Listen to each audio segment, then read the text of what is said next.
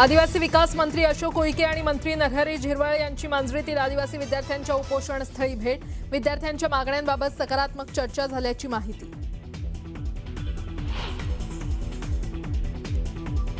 खाऊन पिऊन आंदोलन करा, मी जे आंदोलन करायचो ते चोरून खायचं आणि आंदोलन करायचो, नरहरी झिरवळ यांचा विद्यार्थ्यांना अजब सल्ला।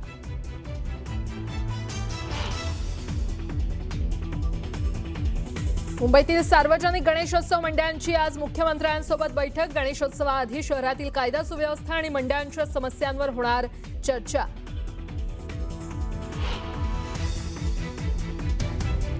राष्ट्रवादी शरद पवार पक्षाचं शिष्टमंडळ मुख्यमंत्री फडणवीसांची घेणार भेट।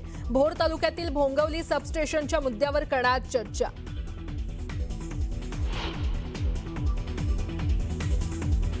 मुंबईकरांच्या खिशाला आणखी फटका। 1 सप्टेंबरपासून रिक्षा आणि टॅक्सी प्रवास महागला। रिक्षाचं भाडं 1 तर टॅक्सीचं भाडं 2 रुपयांनी महागलं।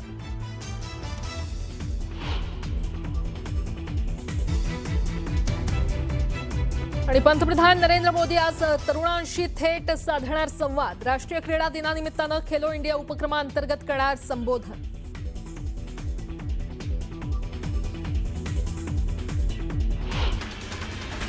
एक महत्त्वाची बातमी आहे। गौरी गणपती या सणाचा गोडवा वाढणार आहे, कारण बातमी ही तशीच आहे। केंद्र शासनाच्या उपाययोजनांचा परिणाम बाजारात दिसू लागलाय। साखरेच्या दरात तब्बल 10% तर गुळाच्या दरात 12%ची घसरण झालेली आहे। मुंबई कृषी उत्पन्न बाजार समितीत मंगळवारी साखरेचे दर 63 ते 67 रुपये किलो होते। बुधवारी आवक वाढून 187 टन झाल्यानंतर हे दर घसरून 58 ते 60 रुपये किलोवर गेलेले आहेत। गुळाच्या दरात सुद्धा घसरण झाली आहे। मंगळवारी 70 ते 82 रुपये किलो असलेला गुळ 65 ते 70 रुपये किलोवर बुधवारी गेलेला होता। दरवाढ रोखण्याकरता केंद्राने 10 लाख टन कच्ची साखर आयात करण्याचा निर्णय घेतलेला आहे आणि आयात शुल्क माफ करण्यात आलेला आहे। त्याचबरोबर साठेबाजांवर कारवाई आणि साखर कारखान्यांमधील साठ्यावरही लक्ष केंद्रित करण्यात आलेलं आहे। त्यामुळे गौरी गणपतीच्या सणाकरता लाडू, मोदक आणि इतर गोड पदार्थ बनवणाऱ्या ग्राहकांना काहीसा दिलासा मिळाला आहे।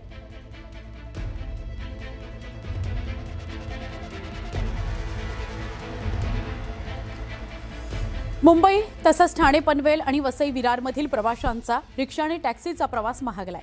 रिक्षा आणि टॅक्सीच्या भाडेवाढीला परिवहन प्राधिकरणाने मंजुरी दिली आहे। 1 सप्टेंबर 2026 पासून नवं भाडं लागू होणार आहे। रिक्षाच्या किमान भाड्यामध्ये 1 रुपयांची तर टॅक्सीच्या किमान भाड्यामध्ये 2 रुपयांची वाढ झालेली आहे। रिक्षाचं पहिल्या 1.5 किलोमीटरचं किमान भाडं 26 रुपयांवरून 27 रुपये तर रात्री 12 नंतर रिक्षाचं किमान भाडं 34 रुपये असणार आहे।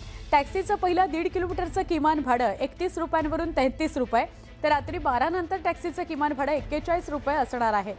सीएनजीच्या दरामध्ये झालेली वाढ, वाहनांच्या देखभाल दुरुस्तीचा खर्च, वाहन विम्याचा वाढता खर्च, परवाना आणि परमिट नूतनीकरणाचा वाढलेला खर्च या सगळ्याचा परिपाक असा की ही दरवाढ झालेली आहे।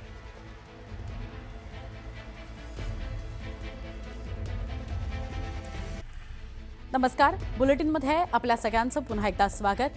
पुण्यातल्या मांजरीतून बातमी आहे। विविध मागण्यांकरता मांजरीमध्ये आदिवासी विद्यार्थ्यांचं आंदोलन सुरू आहे।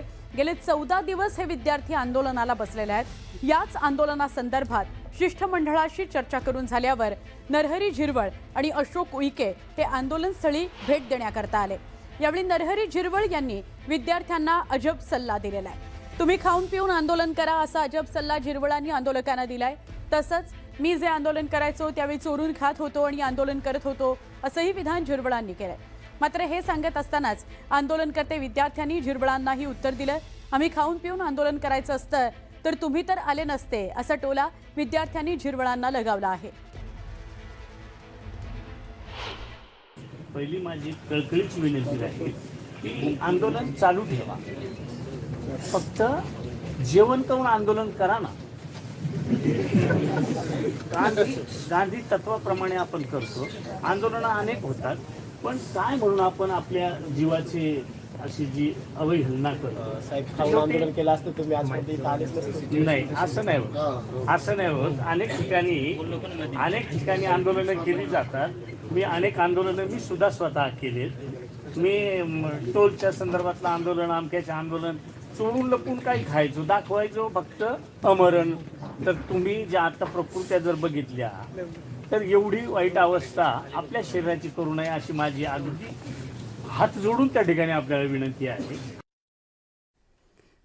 पण पुण्यातल्या मांजरी परिसरात आदिवासी विद्यार्थ्यांच्या आंदोलनावर तोडगा निघालेला नाहीच आहे. पुण्यामध्ये गेल्या 14 दिवसांपासून विद्यार्थी आंदोलनाला बसलेले आहेत.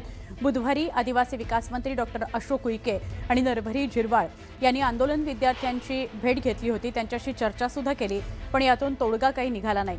दरम्यान विद्यार्थ्यांच्या वसतिगृह प्रवेशाच्या अटी आणि शर्थींवरून सुरू असलेल्या उपोषणावर प्रशासन आणि विद्यार्थ्यांच्या शिष्टमंडळामध्ये सकारात्मक चर्चा झाली. 18 आणि 19 तारखेलाही विद्यार्थ्यांसोबत चर्चा झाली होती. बैठकीत विद्यार्थ्यांच्या सगळ्या मागण्यांवर चर्चा करण्यात आली. बैठकीमध्ये झालेल्या चर्चेचे मिनिट्सही विद्यार्थ्यांना देण्यात आल्याची माहिती आदिवासी विकास मंत्री अशोक उईके यांनी दिली. काही तांत्रिक बाबींसाठी विद्यार्थ्यांनी 2 दिवसांची वेळ मागितलेली आहे. येत्या 2 ते 3 दिवसांमध्ये वसतिगृह प्रवेशाबाबतची SOP जाहीर केली जाणार आहे. तसंच बोगस प्रमाणपत्र घेणारी यांची माहितीही घेतली जाणार आहे. त्यामुळे विद्यार्थ्यांनी गैरसमज दूर करावा असं आवाहन अशोक उईके यांनी केलं. आंदोलनावर तोडगा निघालेला नसल्यानं आंदोलन अजूनही सुरूच आहे. त्या सर्व विद्यार्थ्यांचा पालक म्हणून चर्चा केली असता आमच्या विद्यार्थ्यांनी आम्हाला सकारात्मक समर्थन दिलं. सोबतच त्यांनी आम्हाला सांगितलं की आपण आज 2-3 दिवस आज काही विद्यार्थी बसणार आहे. त्या विद्यार्थ्यांच्या माध्यमातून एक पॉलिसी तयार होईल.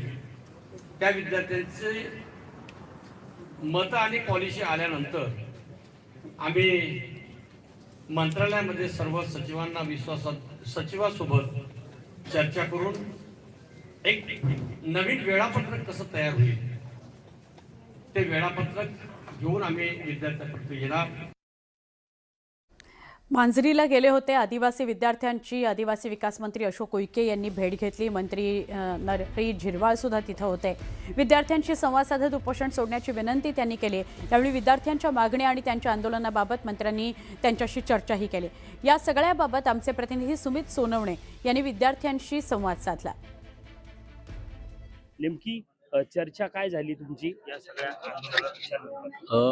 जे 14-15 मागण्या आहे आमच्या, प्रत्येक मागणीवर अर्धा तास चर्चा झाली, बरोबर. त्याच्यामध्ये त्यांनी काही गोष्टी सुचवल्या, आम्ही काही गोष्टी सुचवल्या आणि पुढील 2 दिवसामध्ये आम्ही मार्ग काढतो असं ते बोलले. का 2 दिवसांचा का कालावधी घेतला, नेमकं कारण काय? त्याच्यामध्ये काही गोष्टी त्या याद्या गोळा करणे, जे बोगस लोक आहेत त्यांच्या ज्या याद्या आहेत किंवा भरती कशी करायची किंवा दुसरे जे मुद्दे महत्त्वाचे 14 मुद्दे त्याच्यासाठी त्यांना वेळ पाहिजे, कारण का तो एका विभागाचा विषय नाही. किती मुद्द्यांवर ही सगळी चर्चा झाली आणि कोणत्या मुद्द्यावर सरकार अडून बसलं होतं आणि तुम्ही देखील सकारात्मक असण्याच्या बाबतीमध्ये तुमच्या काय त्या सगळ्यामध्ये भूमिका होती? सरकार त्या GR वर अडून बसलं होतं. GR त्यांनी आज बोलले की रद्द करतो आणि बाकीचे जे इश्यू होती त्यांच्याबद्दल त्यांना एवढं गांभीर्य नव्हतं. तर आज त्यांना आम्ही ते पटवून दिले की हे का बरोबर आहे.